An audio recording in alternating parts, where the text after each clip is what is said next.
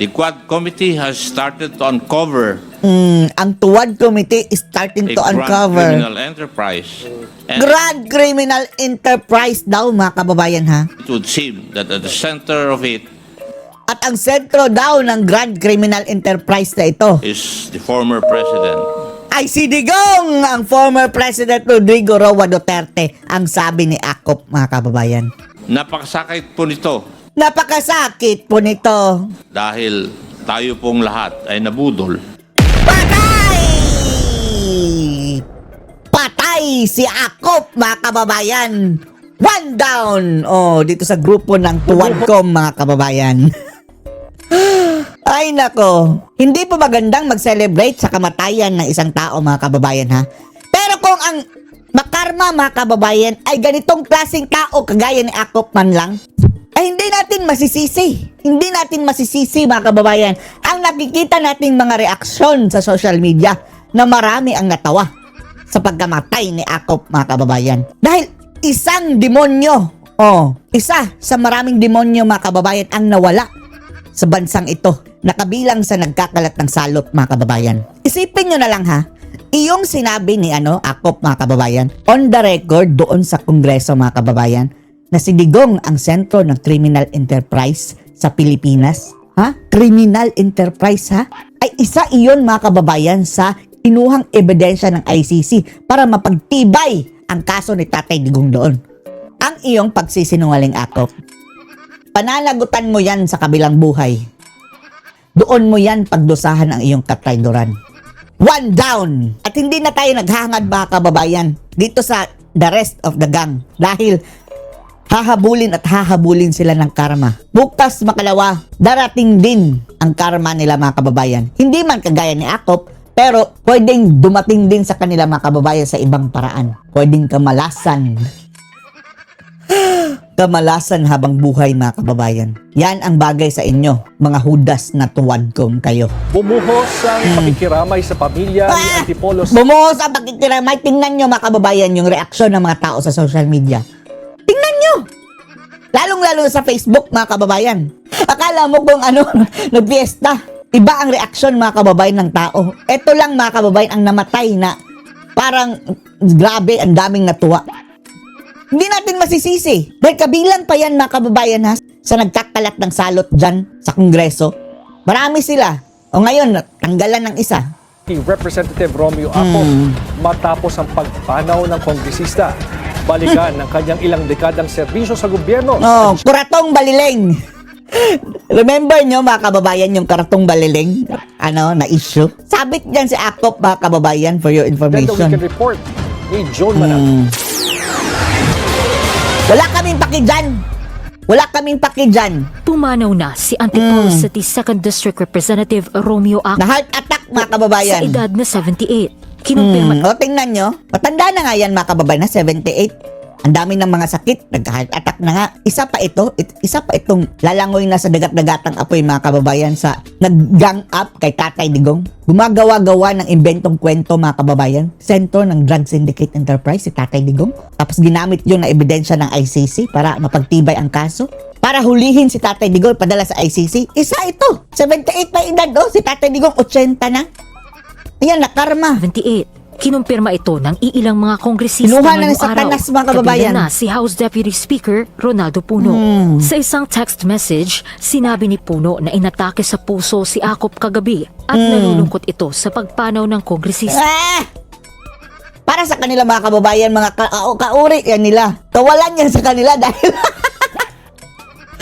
sama-sama silang bumangag Na naging kaibigan niya for 25 years. Wala kaming Inilala galang rin dyan niya kay si Akop. bilang isang devoted, courageous at Kagaya honest ng pagkamatay ni John Masison, mga kababayan, na parang nabunutan tayo ng tinik. Eto, nabunutan tayo kahit isang tinik pan lang. public servant. Miyembro rin ng National Unity Party si Acop, kung saan tumatayong Pangulo si Puno. Nagpahayag din ng pakikiramay si dating ayan House na, Speaker at later 1st District Representative Cara David, more wishes pa. Di ba ang mga kababayan? Wish si Cara David. Sana mamatay ang mga kurap. Ayun, namatay si Enrile. Namatay si Cabral. Si Akop. Martin Romualdez Ay, nako. sa panaw ni Acop. Oo. Matindi ang naging dedikasyon ni Akop bilang isang public servant. Kailan to yung karma ng buwisit na to, no? Hindi na tayo maghahangad ng kamatayan, mga kababayan. Pero dito kay, Romualdez, gusto natin humaba pa yan ng buhay. Aabot ng 1,000 taon, mga kababayan. Pero reclusion perpetua. Habang buhay na pagkakakulong. Doon niya, i-google mga kababayan, Dan Fernandez, i-google doon sa, loob ng kulungan ang kanyang mahabang buhay, mga kababayan. Yan si Akop, hindi naman natin nahililing na, mamatay siya, di ba? Pero ang tadhana, mga kababayan, siningil na siya. Siningil na siya ng kusa. At nanilbihan ito ng may disiplina, integrity, Disiplina! Sinungaling nga. Akala mo kung sinong righteous, mga kababayan. No? Panindigan. Siya lang talaga ang palaging tama. Pinagpugayan din ni Romualdez ang naging ambag ni Akop bilang isa sa mga nanguna sa House Quad Committee Diyos ko, Lord. investigation sa Kamara. Nirespeto raw ni Akop Kami ang due wala. process at Ay, Diyos ko, nirespeto ang due process. Kaliwat ka ng contempt, mga kababayan, na parang sinong, grabe, diktador. maayos na oversight powers sa lahat na naging pagsusuri nito. Instrumental si Akop Oh, sa kasal- eto, Eto na naunang nakarma, mga kababayan, Si Utering. Buti nga, Uter, yung pagkakarma mo is karera mo lang sa politika. Sabi ng Kamara dahil sa pagtatanong niya na ungkat ang Imbisit, issue ng mga umano'y kawagawang pangalan sa acknowledgement receipt Wow! Siya pa ang nakaungkat daw, mga kababayan. Ikaw ang nang-intriga, hudas ka. ng Office of the Vice President at Department of Education. Yan ang bagay sa iyo. Ngayon, nalitson na siya sa impyerno si Akop, mga kababayan. Vice President Sara Duterte. Si Akop ang Sana nakapansin na sana isa- bago mga kababayan, matapon sa impyerno si Akop, makita muna niya, mga kababayan, yung mga reaksyon ng tao sa social media.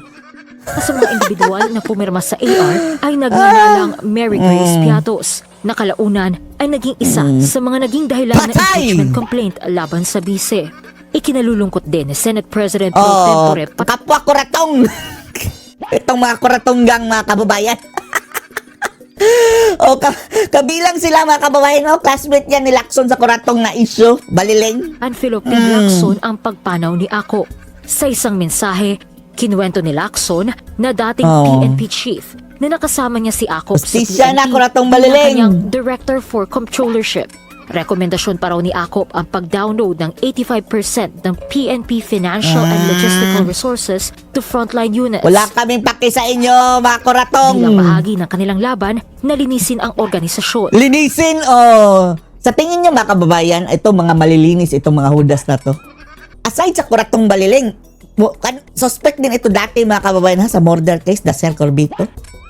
Kung hindi lang, mga kababayan, tiniknikal ni Panot, hindi yan makalaya. Nagsilbi rin bilang hepe ng CIDG si Akop mula 1994 hanggang 1995. Yang kuratong Baliling na Ayon yan. sa isang police report, isinugo daw si Akop sa emergency room ng Assumption Hospital 10:20 ng gabi. Pero hindi na raw ito na-revive ng mga doktor at idineklarang patay 10:56 ng gabi. Kagabi wala ito namatay, mga kababayan. Sa ngayon ay wala pang ibang detalyeng pinapaabot Eh, ang wala kaming paki. pamilya ni Akop tungkol sa kanyang pagpanaw. Para sa Agenda, Joan Manalo, Billionario News Channel. Warning na yan sa mga buhaya, mga kababayan. Grabe, no? Cara David. Cara David. Lakasan mo pa ang iyong birthday wish. Lahat ng kurakot dapat matsugi. Huwaran ng integridad kung Ay, ituloy Diyos ni ko. House Speaker Bogie D. si late Ayan, mga kababayan. Sila lang din ang mga kababayan, no? Nagpupurihan. Antipolo Representative Romeo Ako. Ay, Aniya, Diyos ko. malinaw ang paninindigan ng kongresista at Ay, pananagot hudas. Forward na natin ito, mga kababayan, ha? Dahil wala itong silbi na sa atin, eh. Ilalagay mo lang natin sa oven, mga kababayan. Para bigyan tayo ng latest tungkol sa kaso ni former Undersecretary Cabral, makakausap natin si NBI spokesperson Yan pa. Palmer Malyari. Good evening, Attorney Malyari. Good evening po, Sir George. Good Anong evening po. update dyan kay Cabral? Sir, simulan po natin sa paglilinaw sa role ng NBI dito sa kaso ng pagkamatay ni dating Yusek Cathy Cabral. Ang NBI po ba ay nagsasagawa ng parallel investigation? Eto, mga kababayan, pinapalabas silang suicide o aksidente. Usual script, mga kababayan. Aksidente yan o suicide kung hindi siya nagpaplano maging state witness. O joint ito with PNP? Well, it's actually a parallel investigation. We are complementing whatever efforts that are being conducted by our counterparts from the PNP. Okay, kasi natanong ko po yan kasi sa dami ng espekulasyon at mga agam-agam sa isinasagawang investigation ng PNP, may na-relieve pa nga dito nga isang hepe ng pulis dahil sa Kawawa ang hepe, no? Malay ba niya, mga kababayan, kung mayroong dyan, nangyaring insidenteng yan. Pero mukhang SOP, mga kababayan, basta mga high profile, pasensya ka na lang kung ikaw ang chief police. Mayroong mga high profile na mga kababayan, tao na natumba. process sa investigation. Some are calling for a parallel investigation na nasabi mo nga, mabuti ginagawa ngayon ng NBI. Para lang matapos na po itong mga haka-haka, gaya nung fake death. Mga gadon. Can you tell us, Attorney, ano po particularly ang interest ng NBI sa pagkamatay ni Yusek Cabral? Well, first and foremost, because the death of Yusek Cabral came under mysterious circumstances, we want Malay natin, mga kababayan, may tinurok dyan na parang matulala siya, mga kababayan, at pinaupo doon. Tapos hinayaan na mahulog, ganyan. Parang nilango sa droga, mga kababayan. Pwede rin. Pwede talagang siya, mga kababayan, at nahulog siya. Pero, ang tanong dyan, baka may in-inject o pinatake sa kanya, mga kababayan, na mga substances na para ma-disorient siya, mga kababayan. to come up with more or less evidence that would be able to prove kung ano talagang dahilan ng kanyang pagkamatay, so as to dispel all speculations and doubts on the case. Wala na. Basta kami, convinced kami may kinalaman ito sa kanyang napipintong paglantad di umano, mga kababayan, o pagsalita na. A-apply nga daw, mga kababayan, bilang state Pero witness. sa findings po kasi ng PNP at autopsy report, tila lumalabas po na na-rule out na yung foul play sa pagkamatay ni Yusek Cabral. As Bakit nyo ni-roll out? Meron na ba kayo toxicology report? Baka may mga medicines dyan, mga kababayan, na tinurok o pinatake sa kanya. Posible talaga, mga kababayan, na siya yun, nakupo dun. Pero yung mga kababayan, kanyang cognitive na ability, hindi natin alam. Hindi natin masigurado, mga kababayan, kung nasa tama ba siyang doon. Di ba siya na-impluensya sa illegal na substance o mga substance, mga kababayan, na posibleng magti-trigger sa kanya. Dahil bakit siya uupo doon, mga kababayan, in the first place? Bakit? an investigative body, do you agree? O may dapat pang anggulong dapat siyasatin po sa kanyang pagkamatay? Well, I am not in a position to issue any comment on the matter. I'm sure that the statements offered by the PNP are actually based on information they derive out of legitimate and legal processes such as the autopsy examination made on the body of Yusek Cabral. Opo. Pero as of the moment, I'd rather not give any comment dahil unang-una, it will be unfair to the PNP po. But you are double-checking Bakit nagpa-interview ka? Anong makukuha namin kung wala kang sasabihin? kung talaga Yes, bang opo. may wala o merong foul play.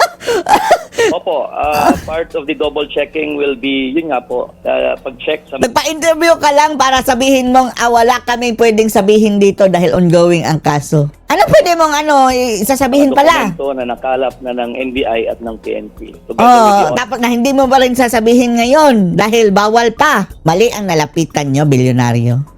Lumapit kayo sa mga marites. Gaya nung mga kababayan. Napadaan lang sila. Grabe, ang dami ng mga detalyeng mga kababayan. Nalalaman. report and the crime scene investigation made by the NBI and the results of the search warrant implementation at the hotel. As far as the NBI is concerned, Tapos hindi nyo pa rin, sabi rin niya mga kababayan, hindi nyo sasabihin yung resulta ng search warrant. posibleng may foul play. Wala pa pong naibibigay na Bakit prematurely, mga kababayan, talagang nagdideklara na sila na walang foul play? Hindi pa lumabas ang mga toxicology report, mga kababayan, na mayroon ba yung tinake or something? ganyang konklusibong findings ang aming mga investigador sa NBI CAR. Okay. Kagabi po, nag-implement ng search warrant ang NBI sa Ion Hotel sa Baguio kung saan huling nag-stay itong si Yusek Cabral bago siya mamatay. Can you give us an update, please? Well, we confirmed that several items were seized and confiscated, mostly personal effects. But we'd rather not give any Yung laptop, yung mga ano niya, mga dokumento. because we have yet to return the search warrant to the issuing court together with the inventory of the items that were seized. Because of this, we are still under the disposition of the court, kaya hindi po kami authorized na magbigay ng detalye ng kung anong nakuha. How about CCTV footage? Walang mga detalye, no? Sabihin mo na, tapusin na lang ang interview, nagsasayang ka na ng Yun oras. kasi yung pinag-uusapan na importanteng makuha. Opo, meron kaming videos ng CCTV footage. Ano masasabi mo doon? Bawal ka rin You at mag-U-turn. liberty to discuss to us kung meron siyang lamit na tao, sino-sino yung mga kinita niya doon sa hotel, among other things? I think nabanggit na po yan ni SILD. Banggitin mo Ruya. ulit. Aha. And ganon din naman po ang nakita ng NBI. Ano? Okay, so similar lang sa findings ng DILG. Now, sir, Interior Secretary John Vic Remulla confirmed to us in a text message that they have the papers to show that Cabral was a beneficial owner of the hotel, itong Ion Hotel. Ah, At naging owner? partner daw ho niya at transfer niya ito kay Eric Yap. Do you have the same information about this, sir? Yan ang dapat imbestigahan. Parehas din po. Although we'd rather get Walang komento itong mga ano, no? Itong taong itong in-interview nila. Wala kang mahihita dyan, media. certified 2 copies of the documents para magkaroon kami ng conclusubing Wala pa siya masabi, oh. Okay. Mas nauna ka pang na-inform, media. No, sir, sinabi po ng DOJ na kahit patay na itong si Yusek Cabral, patuloy pa rin hahabulin ang kanyang yaman, lalo Baka double dead yan. na kung mapapatunayang mula ito sa korupsyon. Kamusta po yung investigation nyo dito? Well, ganyan po talaga ang ang legalidad. Sinasabi po na one mode of the extinguishment of obligation, including criminal obligation, is the death of the person. Hindi man po makakasuhan ng kasong kriminal ang isang taong namatay na kung halimbawa naman pong there are certain properties or any assets have been purchased or acquired using the proceeds of illegal activities, talagang pwedeng habulin pa po yan. But as far as your Paano mo investigation is mahabol? concerned, nakalap na po ba natin? Sa May sementeryo. inventory na po ba kayo ng mga properties nitong si Yusek Cabral? We have started looking into it po. Okay. By any chance, nagkaroon po ba ng chance yung NBI na makausap itong si Yusek Cabral prior to her death in relation to the flood control scandal investigation? Doon sa ICI, anong plano, di ba? Ang plano daw mga kababayan magka-apply ng bilang witness. I am not sure kung nakausap ng mga investigador. Alamin po natin yan and ipapaalam po natin sa inyo. Walang alam ito, no? Dapat in advance question mo, media, para man lang sa gayon, mayroon tayong makuhang informasyon Okay, man how lang. about the documents, sir, na sinasabing mga ibinigay sa iba't ibang ahensya sa ICI? Do you have the copy as well, sir? I would check with the task force Wala rin alam, hindi rin. investigating the flood control. And same din po ang gagawin natin. We inform you kapag Nag-advance question ka sana, media, nang sa gayon, mayroon man lang sagot na tama ito si Manong na interview mo. Okay, maraming salamat po sa O natapos na, wala talagang nahita mga kababayan na impormasyon. Diyos ko, Lord. Attorney maraming Palmer salamat Malyan. din po sa inyo. Grabe, pag thank-youhan na. Tapos na. Chief Malyari po. Chief Malyari. Baka pariente ka o mag-anak ka nung si Father Malyari na naging aswang mga kababayan, no? Father Malyari. Nakita niyo yung movie? Si Piolo Pascual na naging aswang siya later on. Not a good example. Pambabatok ni Congressman Richard Gomez sa isang sports official. Ayan si Richard mga kababayan ng batok ng matanda. Tapos, pilosopo pa. Pilosopo pa mga kababayan nung sumagot. Alangan naman daw, yakapin niya mga kababayan. Yeah. Dumating na ang labi ni Si Richard. DPWH Undersecretary Maria Catalina Cabral sa Metro Manila. Na DNA na ba yan? Gustong i-DNA ni John Vic dahil baka budol lang daw mga kababayan. Pasado alas 3 kaninang umaga. Yan ay matapos kumpirmahin ng DILG na sa dating opisyal ang labing nakuha sa may Bued River, Tuba, Benguet.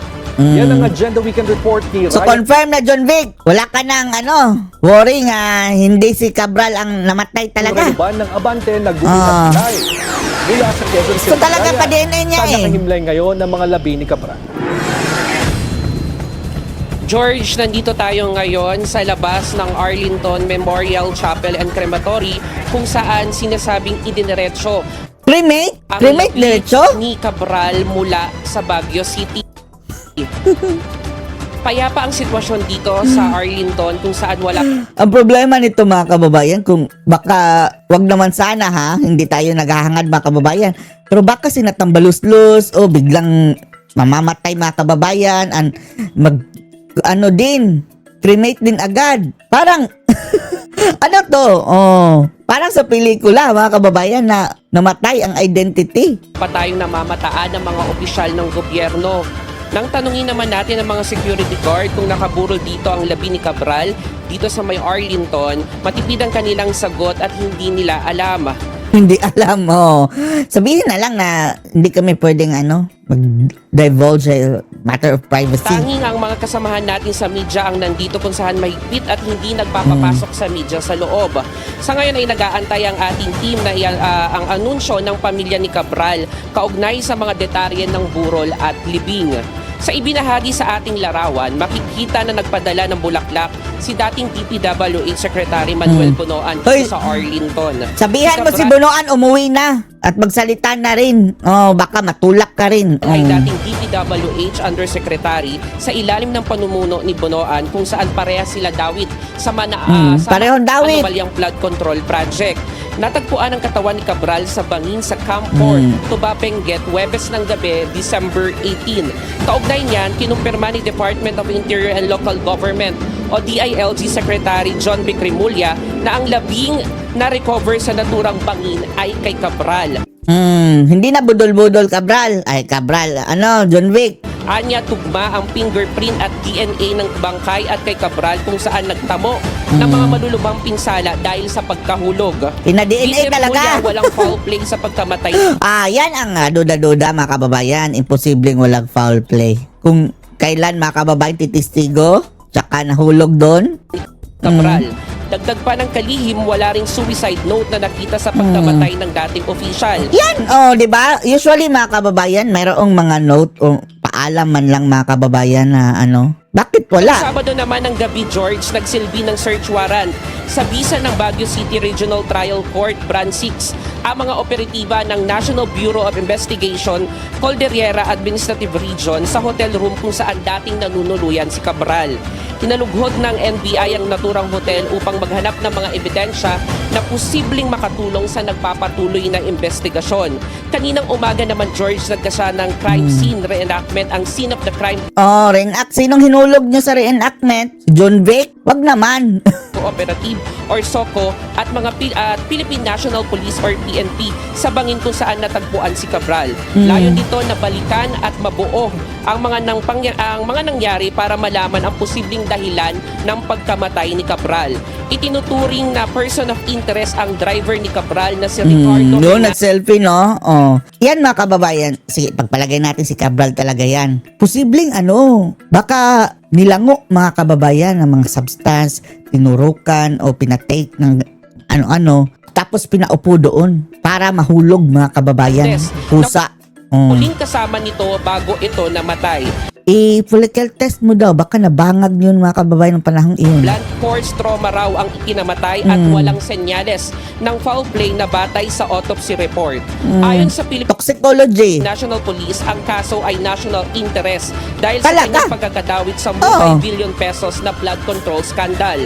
Nakikipagtulungan na raw sila sa Independent Commission for Infrastructure, ICI, at iba pang ahensya ng gobyerno para sa mahalagang ebidensya o impormasyon mula kay Cabral. George? Okay, maraming salamat. Ryan Reloban, nagulat live mula sa Quezon City. Nagpaabot ng pakikiramay si dating DPWH Secretary Manuel Bonoan sa naiwang pamilya ni dating DPWH Undersecretary Catalina Cabral. Kapwa sila inaakus Ang sabi ni Cabral, magsalita ka na. ng pagtanggap ng lagay Bonoan. kaugnay sa flood control scandal.